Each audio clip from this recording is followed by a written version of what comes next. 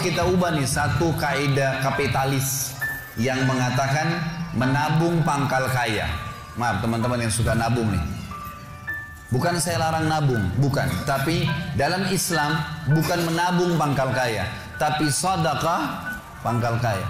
Nggak bisa ketemu antara nabung dengan sedekah, nggak bisa ketemu nih. Susah ketemunya. Karena sedekah disuruh keluarin, ini nabung disuruh simpan, gitu kan? Nggak bakal ketemu. Dalam Islam makin sering kita keluarkan di jalan Allah, makin terbuka tuh rezekinya. Ya ini dalilnya banyak. Di antaranya hadis Bukhari, hadis Qudsi, di mana Allah Subhanahu wa taala berfirman, kata Nabi SAW, Allah berfirman, "Ya bna Adam, anfik alaik." Wahai anak Adam, berinfak dulu di jalanku, aku baru berinfak padamu. Sedekahin dulu, baru aku kasih kamu. Jadi ini kata kuncinya, makin sering keluarkan, maka makin bagus. Makin bagus yang kita kasih, ya, makin sempurna balasan dari Allah. Coba renungi perkataan Urwah bin Zubair rahimahullah, seorang ulama tabi'in yang masyhur.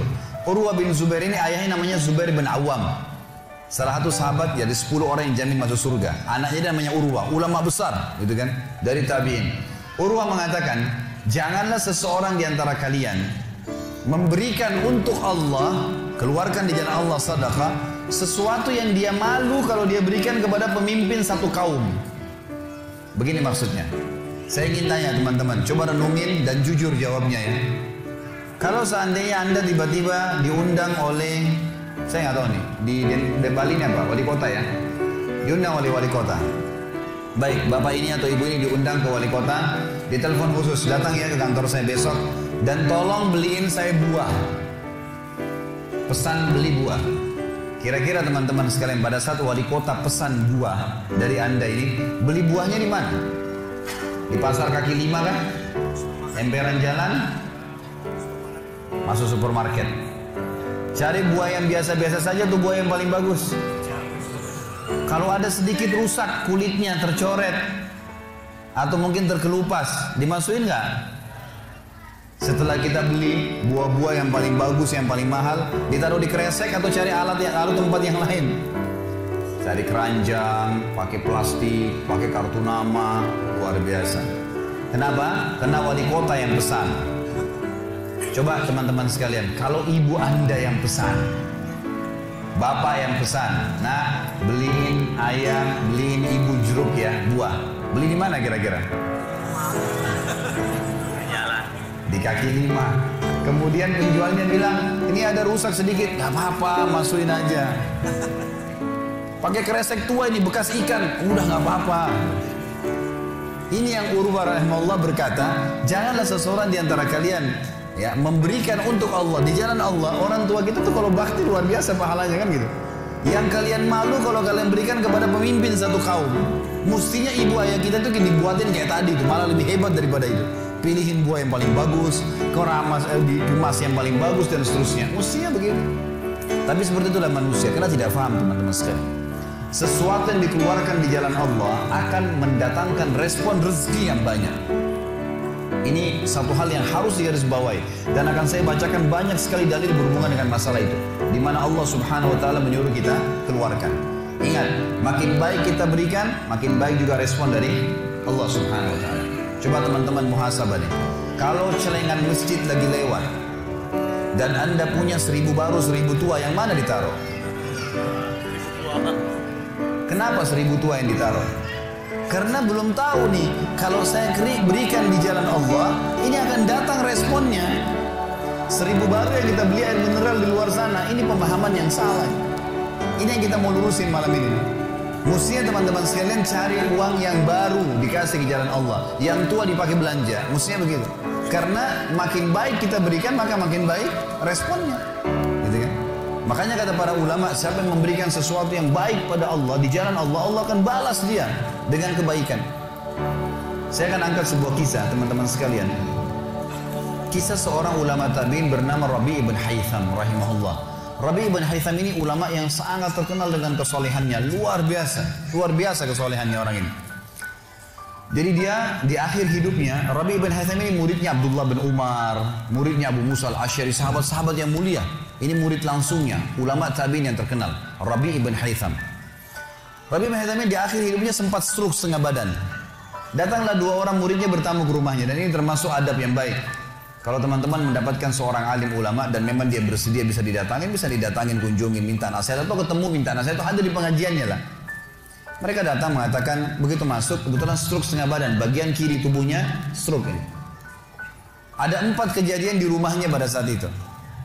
Yang pertama, pada saat muridnya masuk, muridnya berkata, wahai imam, imam ini kiai, ustadz, wahai imam, apa rahasianya kenapa anda ini bisa mengontrol lisan anda? Tidak seperti ulama-ulama yang lain, masih kadang-kadang ngobrol-ngobrol kosong. Anda ini betul-betul, Rabi bin Haytham terkenal kalau ngomong nasihat, tanya kabar orang, gitu kan, Quran atau zikir, nggak ada yang lain. Ini itu saja 4 tuh dari lisannya, nggak ada yang lain, luar biasa. Kalau bukan nasihat orang, tanya kabarnya orang lain, gitu kan, apa kebutuhan mereka, kemudian berzikir atau baca Quran. Ini masuk dalamnya zikir adalah doa. Maka dikatakan apa sih, murid-muridnya bilang apa rahasianya anda melakukan seperti ini? Dan ini saya sempat angkat di khutbah Jumat kita kemarin potongan kisah ini. Maka Rabi bin Haytham mengatakan, wahai murid-muridku, apakah kalian sampai sekarang masih ragu ada Tuhan namanya Allah? Dan kalian masih ragu di pundak kanan dan kiri kalian Allah telah letakkan malaikat yang akan mencatat amal baik dan amal buruk kalian. Dan pasti demi Allah akan dibacakan dan dihisapkan untuk kalian di sana, di akhirat nanti. Artinya saya bisa mengontrol lisan saya karena saya tahu Tuhan saya selalu melihat. Dan ada malaikat yang mengawasi, tidak pernah tidur nih, 24 jam terus mengawasi. Baik dicatat, buruk dicatat. Lalu kemudian muridnya mengatakan, baiklah kalau gitu, dapat ilmu. Kejadian pada saat itu teman-teman sekalian yang lain adalah, yang kedua, baru mau ngobrol sama murid-muridnya, tiba-tiba anaknya Rabi bin Haytham keluar dari dapur, masuk ke ruang tamu pamit. Anak laki-lakinya lalu berkata, wahai ayahku, semoga Allah senantiasa menjaga anda. Ibu saya membuatkan untuk anda makanan namanya halwa pada zaman itu. Halwa ini Bapak Ibu sekalian makanan yang mahal. Bahannya susah, bahannya mahal, buatnya susah, lama diadon berjam-jam baru jadi. Dan ini dimakan oleh pejabat-pejabat gitu. Rabi bin Haytham rahimahullah ini punya ciri khas. Mereka tidak pernah rewel. Di rumahnya dihidangkan makan apa sama istrinya, dimakan sama dia. Baik sekali orangnya. Udahlah, dunia dilaluin sama dia begitu saja. Maka anaknya datang dan mengatakan, wahai ayahku, ibuku membuatkan untuk anda halwa. Makanan yang mahal bahannya dan juga susah buatnya. Tapi anaknya bilang, ibu saya buat halwa buat anda. Ibu saya berharap anda memakannya. Anda memakannya. Gitu. Lalu kata Rabi bin Haytham, baiklah, keluarkan aja. Dikeluarkanlah makanan tersebut. Lalu halwa ini dipotong-potong karena kue yang bagus dan cukup besar, di nampan besar dipotong-potong. Baru saja Rabi bin Haytham mau memegang dengan tangan kanannya, karena sebelah kirinya sakit. Diambil sebelah kanan, kemudian dia kasih isyarat murid-muridnya untuk ambil juga. Baru mereka mau pegang, tiba-tiba pintu rumahnya ada yang ketuk. Diketuk. Dia kasih isyarat anaknya, suruh buka pintu itu. Dibuka pintu itu. Anaknya pergi sana. Waktu dibuka teman-teman sekalian, ini ternyata yang ketuk pintu bukan orang biasa, orang yang luar biasa, orang gila. Jadi bukan orang yang peminta-minta biasa, orang yang luar biasa, orang yang selalu anggap ini udah deh, nggak usah dilayanin, nggak usah diajak ngomong, nggak usah diperhatikan, gitu kan? Orang gila ini ketuk pintu dengan pakaiannya yang lusuh, tidak pakai alas kaki, rambutnya berantakan, kasih isyarat minta makan. Rabi bin Haytham rahimahullah tunjuk anaknya, suruh datang, angkat nih halwa, kasih orang gila itu. Halwa nih makanan yang mewah, kasih orang gila itu. Dibawa sama anaknya. Anaknya ini Rabi bin Haytham waktu bawa piring itu, niatnya ingin memberikan ke orang gila 1 potong, gitu kan? Begitu tiba depan pintu, orang gila lihat makanan enak, walaupun gila tahu juga nih makanan enak, gitu kan? Diambil sama dia piringnya, diambil dimakan semua. Dalam kisahnya dikatakan sampai air liurnya jatuh di situ, dihabisin sama dia. Sudah habis teman-teman sekalian, apa yang terjadi? Orang gila nggak ngerti, dia nggak terima kasih, nggak apa, piringnya dilempar pergi. Anaknya Rabi bin Haytham ini tahu nilainya makanan yang ibunya buat tadi. Diambil piring itu, ditutup pintunya, lalu dia kembali lagi. Kemudian dia bilang sama ayahnya, wahai ayahku, semoga Allah senantiasa menjaga anda. Sebelum saya lanjutkan kisah teman-teman sekalian, saya sarankan juga bahwa teman-teman di sini yang sudah punya anak, biasakan selalu menggunakan doa antara suami istri dengan anak. Itu penting sekali. Karena kata Nabi SAW, jangan ucapkan kata-kata doa yang bisa berbau doa buruk buat kalian, diri kalian, keluarga kalian, dan harta kalian. Karena bisa saja malaikat lewat dan mengaminkannya. Ya. Kita harus selalu doa yang baik gitu kan. Jadi Rabi' bin Haitham membiasakan anaknya untuk dilatih berdoa yang baik. Jadi selalu kalau mau minta tolong, nah semoga Allah menjagamu, ambilkan ayah ini. Nah semoga begini, semoga Allah menjagamu, semoga Allah berikan kau rezeki, ambilkan ayah seperti ini. Jadi selalu diikuti dengan doa. Anaknya pun terbiasa mendoakan ayahnya. Dalam kondisi anaknya jengkel karena perilaku si orang gila tadi, dia kembali dan masih sempat mengatakan, ayah semoga Allah menjaga anda. Tadi itu ayah yang minta-minta orang gila. Dia tidak mengerti nilainya makanan yang kita kasih. Kalau tadi anda suruh saya ke dapur, ngambil apa saja, roti lah, apalah, dia makan juga. Kenapa harus halwa yang ibu saya setengah mati buat, biayanya mahal, buatnya lama, gitu kan? Jadi anaknya butuh jawaban nih. Perhatikan apa jawabannya orang beriman kepada Allah dan tahu benar kata kunci bertambahnya rezeki justru dengan sedekah itu. Kata dia apa? Ya waladi illam yadri fallahu yadri. Baru dia baca ayat lan tanalul birra hatta tunfiqu mimma tuhibbun. Wahai anakku, kalau orang gila itu tidak tahu nilainya makanan yang kita kasih, nggak penting buat saya. Karena Allah tahu nilainya. Bukan dianya, tapi Allah tahu nilainya. Dan ingatlah firman Allah, kalian tidak akan mendapatkan, gitu kan? Kalian tidak akan mendapatkan balasan sempurna daripada sedekah kalian sampai kalian menginfakkan apa yang paling kalian cintai. Saya suka halwa itu, tapi disuruh kasih. Teman-teman sekalian, pelajaran luar biasa dari kisah ini. Pernah nggak kita berpikir berikan makan orang gila? Kadang-kadang subhanallah kita lihat orang gila ambil di sampah, kita biarin, nggak mau dilihat. Kalau kita nggak kasih makanan, dia siapa yang akan kasih makan? Dan Allah tetap menilai kita dan sesuai dengan niatnya. Innamal a'malu binniyat. Termasuk saya pernah jelaskan ke jamaah saya di pengajian. Kalau ada orang datang ke masjid kita ini sekarang bawa proposal, teman-teman sekalian. Nih, proposal saya mau bangun masjid. Butuh bantuan 1 miliar. Kita nyumbang semua. Terkumpul 1 miliar. Sebulan kemudian kita tahu orang itu dusta. Rugikah kita? Tidak rugi sama sekali. Kita akan dapatkan pahala bangun masjid walaupun masjidnya belum dibangun. Karena innamal a'malu binniyat, gitu kan? Allah akan kasih begitu. Siapa yang niat mengerjakan satu perbuatan, niat dalam hatinya, belum dikerjakan dapat 1 pahala. Dikerjakan diberikan pahala 10 kali lipat sampai 700 kali lipat kata Nabi SAW. Jadi jelas sekali, gitu kan? Bagaimana Rabi' bin Haitham mengajarkan kepada kita bersedekah, teman-teman, sampai pada orang gila pun dikasih. Karena Allah akan menilai kebaikan itu. Bagaimana bisa kita tidak lakukan? Maka selesai kisah yang kedua. Kisah yang ketiga adalah muridnya mengatakan, wahai imam, apa nasihat anda? Apa nasihat anda untuk kami dalam masalah ibadah? Tentu yang jadi saksi bahasan tadi orang gila dikasih makan itu ya. Maka dia mengatakan waktu ditanya oleh muridnya apa nasihat anda dalam ibadah? Ibadah kami apa nasihatnya? Sholat, puasa, apa nasihat anda? Maka beliau mengatakan alaikum bil asrar. Rahasiakan amal soleh kalian. Jangan ceritakan sama siapapun. Kerjakan tapi jangan ceritakan. Udah. Allah sudah utuskan ada malaikat yang catat semua kebaikan. Tidak dibayar, tidak pernah tidur. Lengkap semua data-datanya hari kiamat. Semua dicatat. Rahasiakan amal soleh kalian. Jangan ceritakan sama siapapun. Jangan buka sama siapapun. Baik. Lalu kejadian terakhir di rumahnya adalah teman-teman sekalian. Waktu itu terdengar azan duhur. Stroke setengah badan. Lalu Rabi' bin Haitham ini saya sekalian berikan motivasi kepada teman-teman yang masih malas sholat di masjid. Rumah Allah harus didatangi teman-teman sekalian. Fadilahnya sangat besar. Kata Nabi SAW, setiap orang ke masjid, setiap langkahnya mengangkat derajatnya 1 langkah, yang 1 langkah mengampuni dosanya. Setiap ke masjid dapat 1 istana di surga dan pulang dari masjid 1 istana lagi. Hadis sahih semua menjelaskan masalah ini. Gitu kan? Belum fadilah sholat berjamaahnya, belum terbangun ukhuwah, belum dan seterusnya. Belum lagi hadis Nabi SAW, siapa yang tidak kehilangan takbiratul ihram pertama imam selama 40 hari, dia akan akan diselamatkan dari sifat kemunafikan. Banyak fadilahnya. Rabi' bin Haitham rahimahullah stroke setengah badan teman-teman sekalian. Lalu dia dengar azan duhur, dia kasih isyarat anaknya sudah tahu, suruh datang. Anaknya lalu menopang tubuhnya dia yang sebelah kanan. Minta diantar ke masjid, stroke setengah badan dan sudah sangat tua. Lalu muridnya bilang, saya lalu kemudian membantu menopang tubuhnya yang stroke. Dan demi Allah untuk kami membawanya ke masjid, kakinya yang stroke terseret di tanah.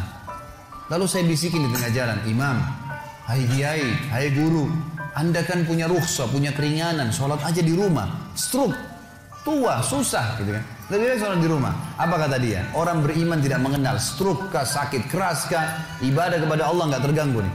Kata dia, wahai muridku, aku mendengarkan dengan kupingku ini azan. Hayya 'alas shalah, hayya 'alal falah. Ayo salat, ayo mendapatkan kemenangan dari Allah hanya melalui lisan muadzin saja. Karena semua muadzin sama mengucapkan. Mau orang Afrika, mau orang Arab, mau orang Melayu, azannya sama. Hayya 'alas shalah, hayya 'alal falah. Allah memanggil saya mengatakan, ayo sholat, pencipta langit dan bumi. Ayo mendapatkan kemenangan, lalu saya sholat di rumah saya. Demi Allah saya akan datangi masjid walaupun saya merangkak. Luar biasa nih. Ya, keimanan membuat seseorang stroke pun bisa beribadah kepada Allah. Tapi dari kisah kita, ya, dari 4 kejadian di rumah Rabi' bin Hasan adalah bagaimana dia bersedekah kepada orang fakir miskin tadi.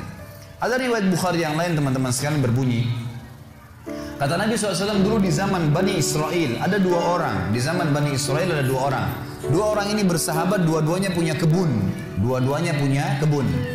Kebun ini mereka lagi nunggu hujan. Dan satu negeri itu belum turun hujan. Tiba-tiba si A sama si B. Si A ini melihat ada awan, kata Nabi SAW, lewat di atas kebunnya. Dan terdengar suara dari awan itu berkata, turunkanlah hujan di kebunnya fulan. Kebun temannya dia, di sebelah. Maka dia bilang, kata Nabi SAW, orang ini pun mengikuti awan tersebut. Ternyata betul, awan itu menggumpul semuanya di atas kebun temannya, hujan. Tapi cuma kebun temannya, yang lain gak kena hujan. Maka Nabi SAW mengatakan, dia pun bertanya pada temannya, apa yang kamu lakukan dengan kebunmu? Sampai di musim panas seperti ini pun Allah masih menurunkan hujan untuk kebunmu saja. Apa yang dia bilang? Dia bilang, saya membagi keuntungan dari usaha saya ini menjadi 3. Keuntungannya bukan modal. Sepertiganya saya infakkan di jalan Allah, langsung saya keluarkan. Sepertiganya lagi saya tambahkan ke modal. Sepertiganya lagi saya gunakan untuk keperluan keluarga saya. Jadi ternyata teman-teman sekalian, sedekah itu betul-betul sangat luar biasa. Membuka pintu rezeki. Jadi makin dikeluarkan, makin royal, makin datang. Saya sarankan teman-teman kalau bisa ikutin ceramah saya di YouTube, ada tentang Abdurrahman bin Auf, sahabat Nabi, serial sahabat. Kita sudah membahas 9 sahabat, Abu Bakar, Umar, Uthman, Ali, Talha, Zubair. Kemudian Abdurrahman bin Auf, Talha bin Ubaidillah, terakhir itu Sa'id bin Zaid. Dan insya Allah hari Sabtu depan ini akan ada tablik akbar sahabat yang ke-10, Abu Ubaidah bin Jarrah. Abdurrahman bin Auf salah satu sifat ciri khasnya, semua sahabat suka bersedekah, tapi Abdurrahman ini luar biasa dalam sedekah, luar biasa. Beliau pernah kedatangan keuntungan 1 peti emas di satu malam, gak bisa tidur, gelisah. Istrinya tanya, kenapa Abdurrahman? Dia bilang, saya nggak bisa tidur nih. Belum pernah ada keuntungan sebesar ini. Kata istrinya, lalu apa keinginan? Dia bilang, saya ingin keluarkan jalan Allah. Saya nggak mau simpan di rumah saya malam ini. Nggak mau nabung. Kalau kita subhanallah baru untung 1 juta sudah antri sejam di bank, gitu kan.